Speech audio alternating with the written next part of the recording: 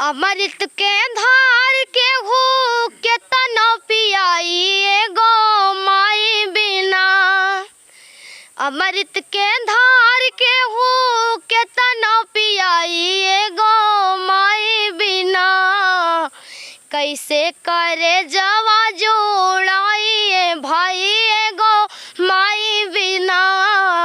कैसे करे जवा जोड़ाई भाई गो माई बिना। करिए एहसान माई दुनिया देखावेली। बोले बतियावे औरी चले भी सिखावेली। मिल जाई अन्न धन मिली सुख पूरा।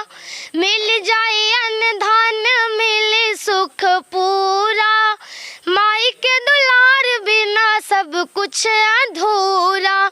अचरा ओढ़ा के हो दूधवा पियाई गो माई बिना। कैसे करे जवा जोड़ा